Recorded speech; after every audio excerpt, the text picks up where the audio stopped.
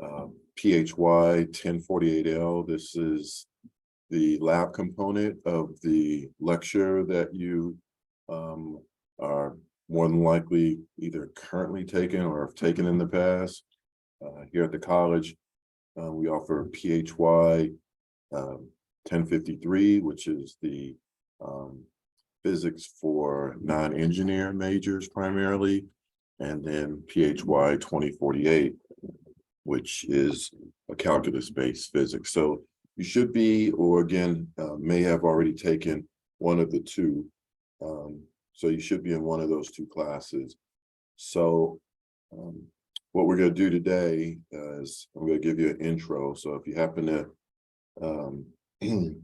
to be logging in and seeing this information in a subsequent year from when I'm recording this, most of the information should be pretty much current for my online classes. I tend to reuse this. So let's get started here. You should be seeing my screen here where it says class schedule, but I'm going to go back. I'm going to start at the course home area. More than likely, you already know how to log on to the My Courses page, and each week, what I'll do is I will give you information to update you to make sure that you stay current in the class. So on this main page here, the key things that you probably want to check are the news items. Periodically, we may see something. I may send you something kind of to update you on at the sort of the last minute, such as maybe a hurricane warning. Even though this class is online, if the college shuts down for a hurricane issue, then even online classes are shut down somewhat. So, and then we'll readjust. Hopefully that won't happen this semester.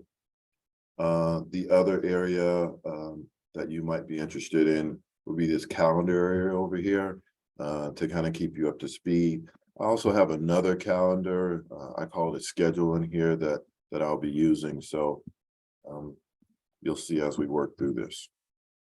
So this calendar link here ties into what we saw over here to the right, and you'll see those things populate. I typically wouldn't advise you to click in here too much. You could probably get some updated information, but see, I have multiple classes in here, and so I tend to stay away from this because it tends to get me a little confused. So, and it goes back several years. The first tab that I would point you to here is the course content area. And so what we're going to do is we're going to go over a couple of these pieces to get you started for the first week. Let you see how the class is going to operate, and then we'll entertain any questions that you may have via email, or feel free to give me a call on my phone number. So there's my phone number, 727-791-2503. I'm here in the Clearwater campus. My dean or my supervisor is Dean Middleton. This is the lab book that you should be purchasing, or you should have already purchased. And you will again need a computer, preferably with a webcam, because you're going to be working with your peers in groups. A calculator is also advisable.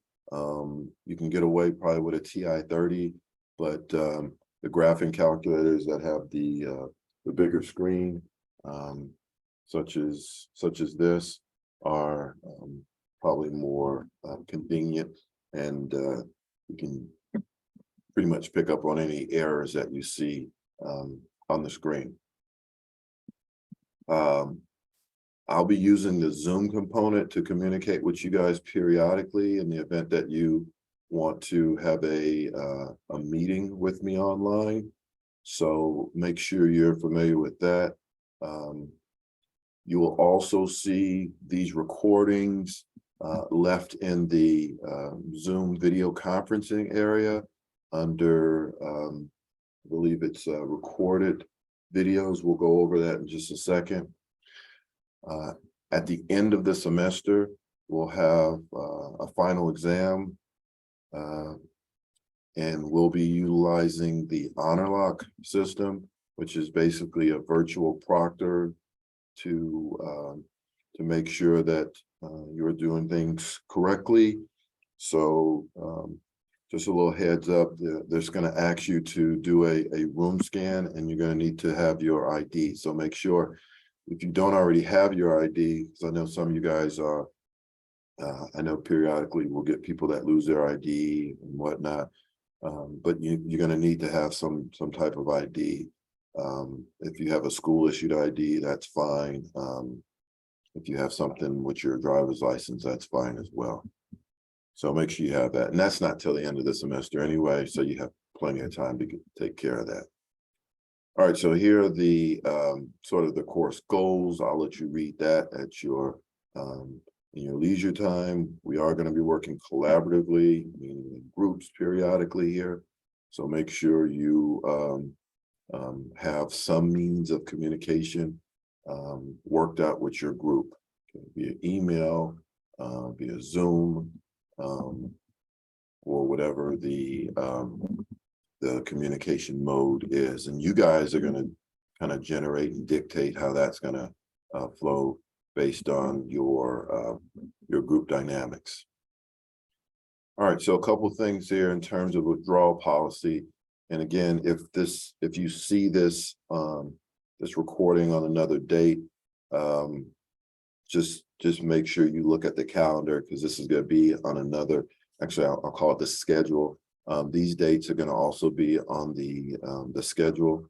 The first thing is you're going to need to make sure that you know when this drop date is. So this drop date kind of triggers a couple things. The first thing is for, again, this semester, March the 29th is basically the 60% point. And so at the 60% point, you're going to need to make sure that you have completed a couple things. So in order to remain in the class, and for this particular class, if you have not completed all your labs, and maybe you've missed more than 2 labs, in other words, 3 or more labs by the 10-week mark, then you may be in line to be dropped from the class. So we'll have about 10 labs that will be due by that time. And so hopefully you would not have missed more than 2. So kind of read through this here, because you also are going to need to make sure that you check in on a regular basis. And at the 2-week mark, I'm going to also need to submit a report. So here, that's bold.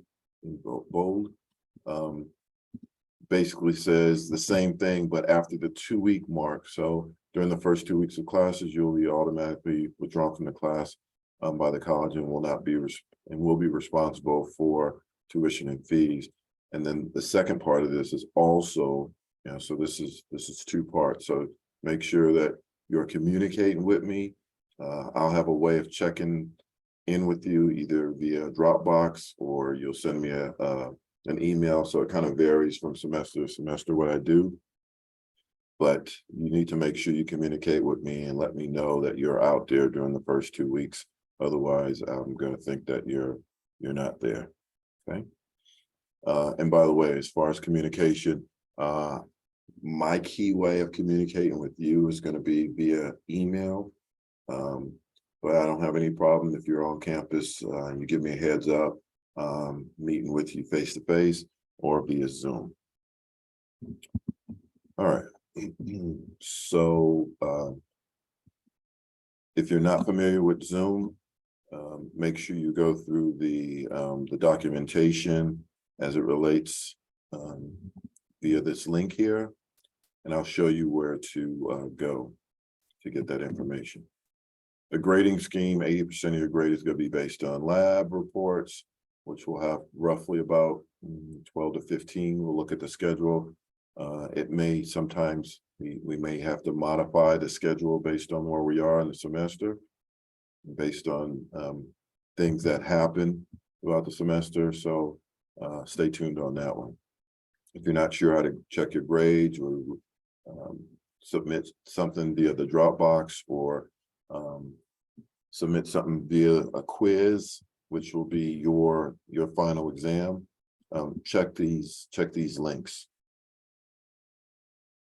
All right. As far as your expectations and my expectations, as I said before, it's going to be really important that you check in. Rule of thumb, probably a good rule is probably check in at least 2 times per week, especially for an online class. There may be a time where something comes up as a serious emergency, and I'll send you something via we call it a Spark, which basically ties into your cell phone if you opted in to that. So I would strongly recommend that you opt into the Spark and any other communications that the college has, so that you can stay up on things. Okay. So we're going to talk about the schedule in just a minute. As far as conduct, just make sure you're respectful to others and myself via email. Sometimes information and communication doesn't always convey the same way via an email. So sometimes, for example, if you're not hearing the tone or the tenor of what I'm saying, hopefully you don't take it the wrong way. I try not to, but I tend not to go back and forth on emails. I tend to pick up the phone, and I would strongly suggest that you do the same thing as well, so that we can make sure that we're in the same understanding of what the expectations are. I'll let you read through here for some tips for success, and I'll skip you down to the procedure for lab reports. So this is what's going to happen primarily for group work and some individual work. So the first thing you're going to need to do for your group when you guys get together is to make sure you determine, the various tasks of each person: who's going to collect the data, who's going to do the quality analysis, in other words, the quality checks, to make sure that when you submit something, that the punctuation is right and that the grammar is correct. So all of these things are going to be really important to me when I look at this information. You must, I repeat, you must submit a word processor or a computerized version of this lab. Do not, I repeat, do not submit a lab report that is handwritten. Right? It'll get rejected. So the expectation is that you generate clear, professional-like reports. Okay, and again, I'm going to go over what a report is going to look like. These are just the components of that report. So you're going to need to have a cover sheet. You're going to include only the people that participated. So if somebody did not participate in the report with the construction of the report, you do not put their name on there. Okay, it is considered plagiarism, or is considered cheating in my eyes.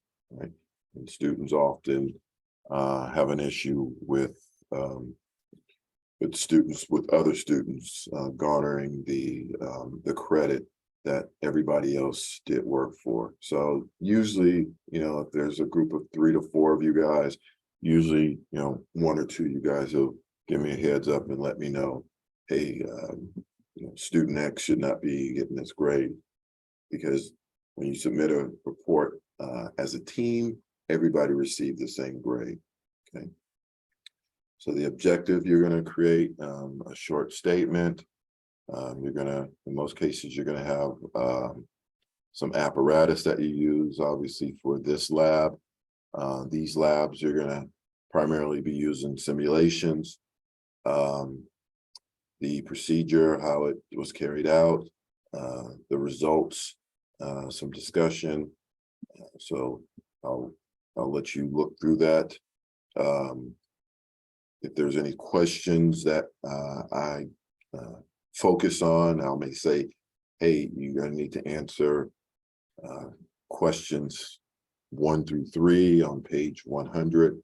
You're going to need to include that, and then you're going to need to include have a conclusion.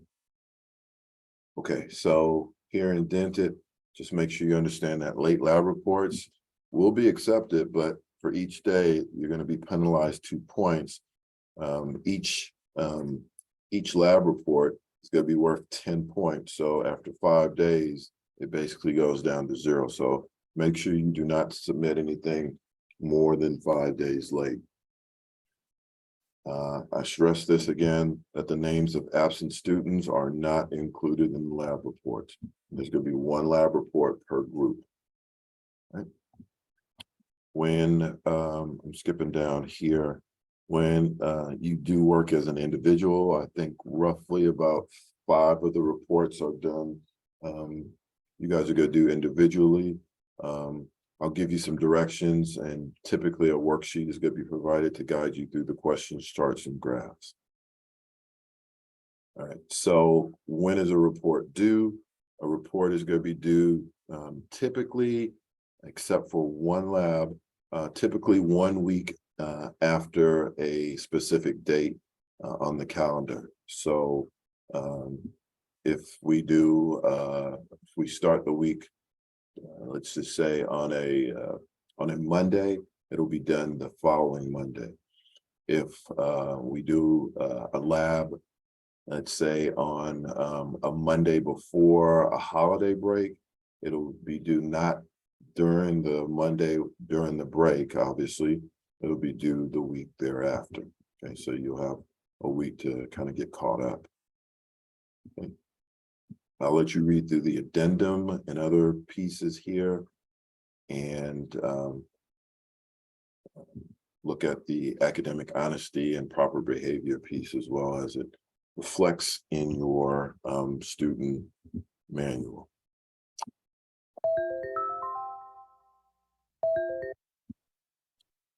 All right, so let's go to the second piece here.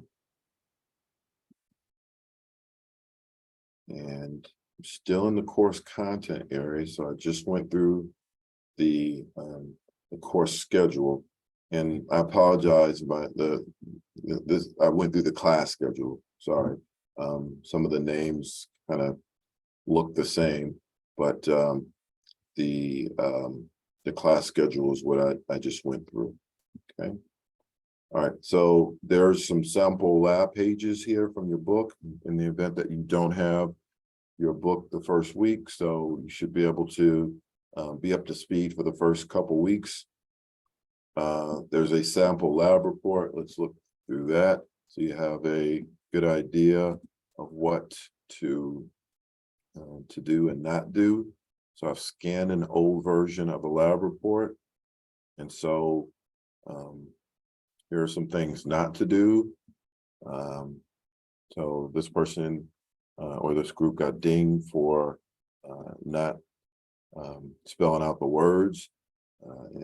In science, we got to know, if this is experiment 16 or exponent 16 or experience 16. You got to spell it out, especially the first time it's used in the report. Okay, so spell those things out. Make sure you spell words properly. You're going to need to make sure you include group members and the due date. Okay, so in here is going to be, every instructor, every professor has their pet peeve. So one of my pet peeves is units. So you must use the proper units in physics, right? So 2 things about this. The first thing is that the units for weight are not in kilograms. You'll see that later on. So units for weight in physics are in newtons. right? So, you know, your first report, I'm probably not gonna be too harsh, but a couple things. So for physics, weight is a construct, a unit of mass, right? So really, this should be mass, and the units are correct as it relates to mass, but it's never stated what kg stands for. So I know, you know what, that I know most of the stuff here in your report, but the assumption is when you write these reports, you write it as if the person that's reading it has no clue on what you're writing. So you need to be very clear what all these abbreviations stand for and make sure you have the proper units. So N is going to stand for newtons, and that should be, typically you want to show that designation prior to writing it, right? Second thing here on this page is that, you know, your variables need to be consistent. You can't have lowercase and uppercase. And I know I'm being a little picky, but it's going to all pay off in the long run. Here, when we talked about spring constants, there were no units associated with this. And there will be some problems and some unit constructs where there are no units associated with that.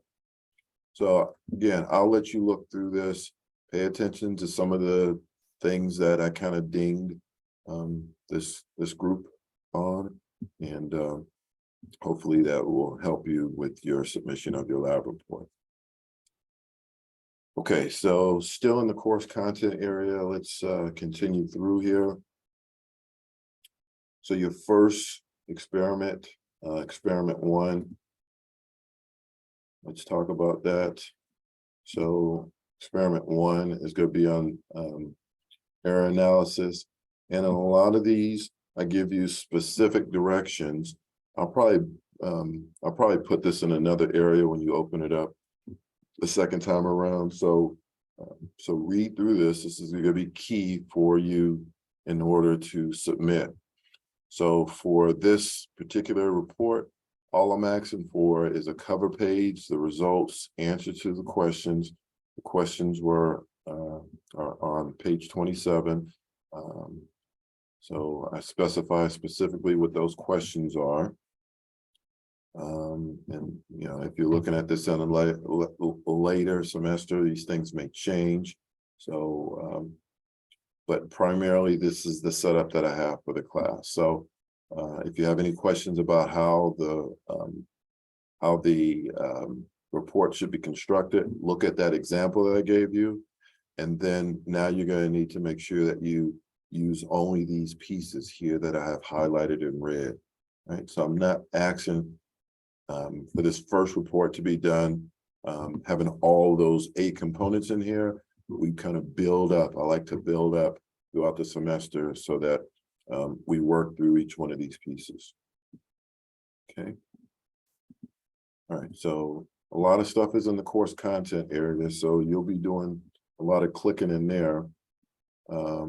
So you'll see more than likely, and I'm not 100% sure what it looks like on your end, but you'll see a specific date when these things begin, so you won't be able to open them up until that begin date has expired or passed. So in this case, January 23rd, I typically open it up at midnight, so specifically when the clock strikes midnight on that particular day, so that early morning it will open up. Okay, you'll see some labs where if you click on them, you will see that same description embedded in here, and as well the directions on how to put this together. Okay, so you can see the due dates, you can see a video associated with it. So pretty much most everything, I've worked out most of the kinks over the last few years in building this class. All right, so let's see if there's anything else in the course content area. So class schedule, sample lab report, all the experiments. Okay. And the next area, the next tab I'm going to look at is the communicate tab. So if you hit the little down arrow, you'll notice that it says, and again, I'm not 100% sure on your end, but if you want to communicate with me via email, it's best to communicate with me via this email site. So what I'll typically do is I will, let's just say, I will send an email, construct an email. You'll have all you guys in here.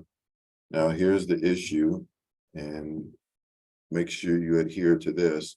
So all of this information prior to it may seem like a lot of hogwash, but it is very important that you keep that information in there, right?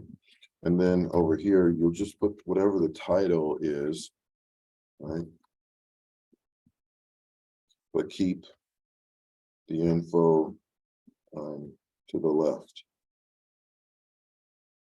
The reason why I say that to keep it is because, you know, I teach multiple classes, and if you have a question or an issue, I need to know exactly where to direct the issue to, who the person is, what class, what modality, because I teach in face-to-face, I teach in online, and I teach live online. So in order for me to answer the question and get to you rather quickly, I need to be able to zoom in and know specifically. Otherwise, I'm kind of spinning my wheels, and it kind of takes me a little bit longer.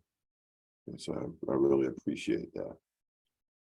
All right, reports. The key thing here in reports you might want to pay attention to is the attendance. Attendance isn't a huge deal, but as far as, you know, the 2-week and the 60% point that we talked about earlier, I'm going to try and do my best to keep track of attendance that way. Typically for you guys, what I'll do is I will be looking at the number of reports that you submit. So I wouldn't worry too much about the attendance area here, because I probably, for you guys, since this is an online area, I probably won't be modifying this very much. So just make sure that you adhere to whatever the assignment is for the first 2 weeks, either a login, either a message back to me. So it varies from semester to semester. The next tab is going to be the submission tab. We will not be doing any discussion posts. And so these two areas here, Dropboxes and quizzes, are going to be what we're going to need to pay attention to. Let's go to Dropboxes. The Dropboxes are already set up for us. So you'll see all the Dropboxes here. I'll set these up such that they are either group Dropboxes or individual Dropboxes. So these are some things I need to work on, but the due dates are already set up over here, and they should show up on your calendar as well. Okay. Let's go back. Matter of fact, I just thought about that. The class schedule we did not go over. So let's go and look at the schedule here. It is a Word document that you can download. Feel free to download it if you can. And so for this example, this semester, we're going to start on a Tuesday. The week starts on a Tuesday. And so your experiment is going to be due the following Tuesday. I said Thursday, I think I heard myself say Thursday, but the following week. Okay. And so when you see IND, that means an individual report. So the first 2 reports are going to be individual reports. And then in the interim, I'll be figuring out a way to construct you guys in groups. It'll probably just be a random random drawing, or sometimes I'll just say, hey, what is the best time that you guys have to meet? And so just kind of stay tuned on that one. And that'll probably be one of the pieces that you need to go through in order to verify your attendance and that you were here that first week. Okay. And then in the third week, we get right into groups. So make sure you get with your group and make sure you understand what the project is. And the first project is a big one. So make sure you understand that this one is worth double the points. All right. So you can get an additional 10 credit points if this thing is constructed properly. Right. So read through the calendar so you can see when all the due dates are. There's a spring break there in March. There's a spring holiday in April 7th.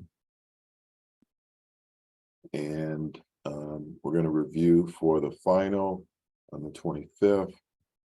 And for online classes, the last day to take the lab final will be on May the 5th. Or typically the week prior to standard lecture class final exams. Okay, so I'll be sending out emails to just kind of remind you. Every once in a while people get the days mixed up, but stay in contact. Make sure you read all the emails. Oftentimes I send automated emails that will go out to you at the appropriate time. Okay. All right. So back to submission review. So we talked about Dropboxes, quizzes at the end of the semester. You'll see your final exam in here. They call it a quiz, and you're going to need to make sure that you can access this area, right? So you probably won't see any of this stuff here. Most of the stuff will be hidden from you. So when we get to the end of the semester, a lot of this stuff is going to pop up. One thing that you may, and I'll keep open, is the Honor Lock practice exam. So if you have never taken an Honor Lock, a test via Honor Lock, you might want to go through this and kind of get yourself way ahead of the game. I'll again be reminding you about Honor Lock and how to take a test on Honor Lock. If you change computers since you last took an Honor Lock test, you might want to take this this practice exam so that you don't get caught up and bogged down come May when we take the final exam. Okay. So those are in the submission review area. And then under grades, you should see your grades as they populate throughout the semester. I tend to run maybe about I try not to be more than 2 weeks behind in getting grades back to you. Right. So just kind of be patient with me. Oh, one last thing, going back to communicate. So Zoom video conferencing is going to be where you're going to see this and other recordings. I'll also probably download it into my my YouTube site. So if you look under cloud recordings, you'll see old recordings such as this one in the in that area. So I'll direct you via email as to where to find this. And a lot of you guys are probably going to want to use this as reference. Well, what did he say? Disclaimer, probably should have said it earlier. I do make mistakes, so I try to hold myself accountable and be as prepared as possible during these recordings, but I do make mistakes. Feel free to, let me know, give me a heads up, if there's some clarity questions, but I try to be very well prepared for class in these recordings. Okay, so yeah, so grades is going to be where you're going to go to get an update on where you are in the class. And that should be primarily it. So things up here, you can kind of play around with this. This kind of takes you from class to class. You'll see this little orange dot on each one of these pieces when there's a new alert. Maybe I've added or created or updated some content. You'll see that little orange dot, just like you do probably on your cell phones and whatnot. And then if you want to go back to the main My Courses page where you can see all your classes, you can. Again, I'm not totally familiar with the student side of things, but a lot of things are integrated. So pretty convenient if you do have this access. So last thing I want to talk about is how to store your document as a group. My suggestion is to use the OneDrive site. Right, so it's going to look something like this. You may not have the same banner page because I kind of customized it for myself. But you can see here I have a bunch of things, recordings, notability pieces, evaluations. I have a whole lot of things in here. So every student has the same access. And how do you get there? Well, from the main SPC site, let's go ahead and type that, spcollege.edu. Right, so I'm sure everybody is familiar with this. You go to Titan's login. It takes you to this new splash page, which is pretty cool. It looks sort of like My Courses. It has all these different widgets in here, which is, again, real cool. And then you should see something that has OneDrive. You can customize this page as well. So if you go to OneDrive and then see all files, this will be an area where you can, you guys as a group can house all of your documents. So I just went back to the same place that I went to a minute ago via My Courses. Then the reason I would suggest using this is that if you're using maybe a Google Drive, which I've used in the past, and but there's some issues with the conversion piece of it. For example, square roots and other mathematical symbols sometimes don't come across the same way. So I would strongly dissuade you from using that, because you're going to get an error message. You're going to get a report that's going to be really, really fuzzy to me, and I'm going to probably reject it and have you guys do it again. Okay. In the OneDrive account, it's tied to, it's a Microsoft product.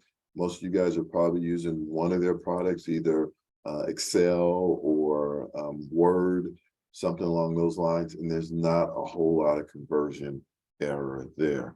So the other thing is whoever constructs or creates the folder, make sure that you give access to everybody else in terms of sharing rights. So everybody should have equal rights in the event that somebody drops out of the class. Okay, so that is primarily it in terms of how the class is going to operate. You have an intro to the class with the syllabus. You should have a good idea of what you should be doing for the first week. Right, so make sure you go through that. You have a way of constructing your report, and that should be it. So I'll be reaching out to you guys on a weekly basis to see how you're doing and to give you some updates on future experiments. If you have any questions, feel free to give me a call. 727-791-2503 is my office number, or you can email me, preferably email me within the My Courses portal. All right, you guys take care. Hope you guys have a great semester.